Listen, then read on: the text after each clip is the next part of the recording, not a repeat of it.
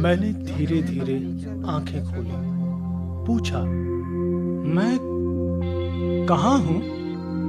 मेरे और चमकीले आसमान के बीच एक लंबा चौड़ा चेहरा था। उसी ने जवाब दिया, नाली में। तब मैंने दूसरा सवाल किया, मुझे क्या हुआ है? तुम्हारी मोटरसाइकिल टूट गई है। सुनते ही मेरी बेहोशी गायब हो गई। मैं पूरी तरह से होश में आ गया। एक दरकी हुई टांग, एक टूटी हुई बांह, सनसनाती खोपड़ी, रुआंसी शक्ल, पूरी तौर से होश में आ जाने का शायद यही मतलब था। मैंने पूछा, मेरी मोटरसाइकिल को क्या हुआ है? शायद तुम्हारा दायां हाथ टूट गया है। हुआ यह था कि अब तक मुझे जो भूत प्रेत और चुड़ैलें हवा में तैरती नजर आ रही थीं, उन्हीं को लेकर अब यह हमदर्द इंसानों की भीड़ बन गई थी। तो ऐसा ही हुआ था, यानी मेरा दायां हाथ टूट गया था। दरअसल कुछ उससे ही ज्यादा हुआ था, यानी टांग की एक हड्डी भी दरक गई थी। कंधे को भी शायद कुछ हुआ था।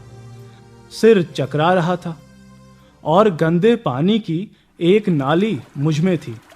मैं नाली में था। विवेक कुमार श्रीवास्तव के चैनल में आप सभी का स्वागत है। इस वीडियो को देखने के साथ साथ हमारे चैनल को सब्सक्राइब करें और बेल आइकन दबाएं। मैं नाली में था। हमदर्द लोगों ने सहारा देकर नाली से बाहर निकाला। मैं उसी के किनारे कूड़े के ढेर जैसा पसर गया। तब तक दूर किसी मोटर का हॉर्न सुनाई पड़ा। लंबे चौड़े चेहरे ने कहा, वाह, एम्बुलेंस आ गई। अब तक घटना चक्र कुछ समझ में आ चुका था। हुआ यह था कि मैं आज इस बसंती हवा में अपनी मोटरसाइकिल से इस अजनबी सड़क पर आ निकला था और तभी कोई ट्रक मेरी मोटरसाइकिल को पीछे से छूता हुआ निकल गया। ट्रक के लिए यह मामूली सी घटना थी, मगर वही मेरे और मेरी मोटरसाइकिल के लिए दुर्घटना बन गई थी। जो भी हो, इस वक्त मेरी मोटरसाइकिल मुझसे 5 गज दूर टूटी फूटी हालत में पड़ी थी। मैं नाली के किनारे का ढेर था। हमदर्द भीड़ हमारे चारों ओर थी। किसी ने कहीं से शहर के एक अस्पताल में एम्बुलेंस के लिए फोन कर दिया था। ताजुब की बात, महज इतने से एम्बुलेंस आ भी गई थी। एम्बुलेंस का ड्राइवर बावर्दी, बामुलाहिजा होशियार किस्म का आदमी निकला। उसने उस ढेर को गौर से देखा जो मैं था, फिर दूसरे ढेर को भी उतने ही गौर से देखा जो मेरी मोटरसाइकिल थी। फिर उसने अपने साथ के एक बाबूनुमा आदमी के साथ कुछ विचार विमर्श करना शुरू कर दिया। बाबू कोई नक्शा देख रहा था। ड्राइवर भी उस नक्शे पर झुक गया। फिर सीधा होकर वह अपनी सीट पर जाकर बैठ गया। देखते देखते उसने गाड़ी स्टार्ट कर दी। कोई कुछ कहता, इसके पहले ही गाड़ी जिधर से आई थी उधर ही चली गई। लंबे चौड़े चेहरे वाले ने इस बार कुछ ज्यादा ही मुस्कुराकर मुझे समझाया, घबराओ नहीं भाई, झगड़ा जुरिस्डिक्शन का है। जुरिस्डिक्शन यानी अधिकार क्षेत्र।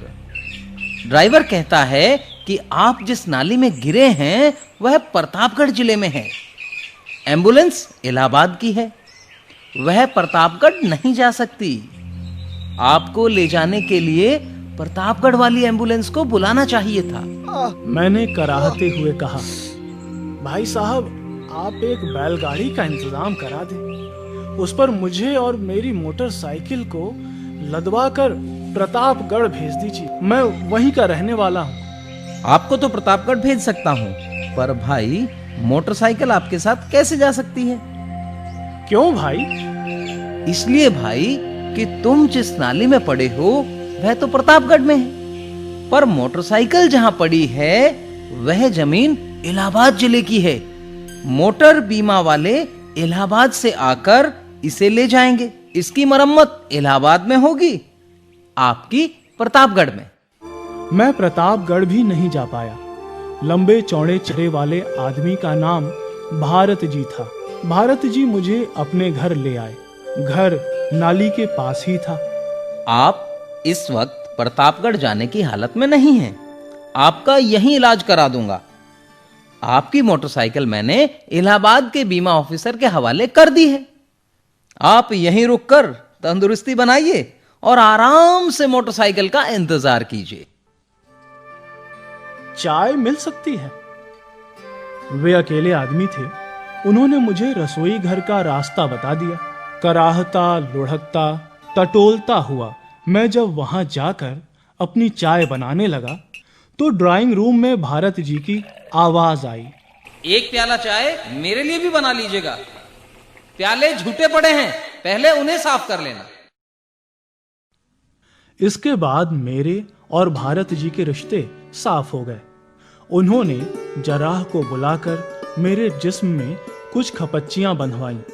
मैं रोज उनके प्याले साफ करने लगा, चाय बनाने लगा, फिर उनका खाना भी। इस तरह भारत जी की सेवा और मोटरसाइकिल का इंतजार करते हुए 1.5 महीना बीत गया।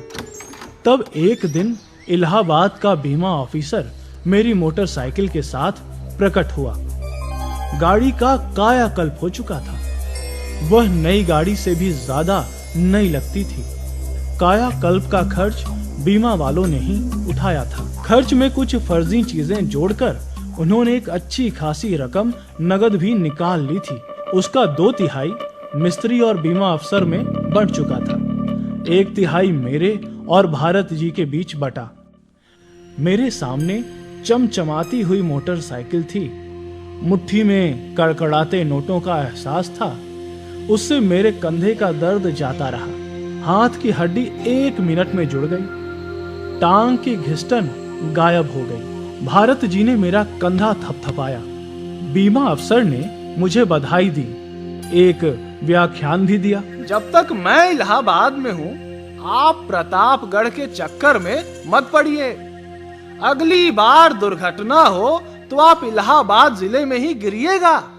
प्रतापगढ़ वालों का कोई भरोसा नहीं। इलाहाबाद में हम सब ठीक कर देंगे। आपकी मोटरसाइकिल के चाहे 100 टुकड़े हो जाएं, मैं इसका फिर से कायाकल्प करा दूंगा। और आप अपनी फिक्र तो करें ही नहीं। आपकी सारी दिक्कतें बीमा वाले सुलझा देंगे। आपको हमारी टेरिटरी में कभी कोई परेशानी न होगी। एक्सीडेंट में आप मर जाएं तब भी कोई बात नहीं। यकीन माने, आपके मर जाने पर हम बीमा वाले आपको यानी कि आपके घर वालों को माला माल कर देंगे। मैंने कहा कुछ नहीं, सिर्फ सोचा। मुझसे अच्छी किस्मत तो मेरी मोटरसाइकिल की है।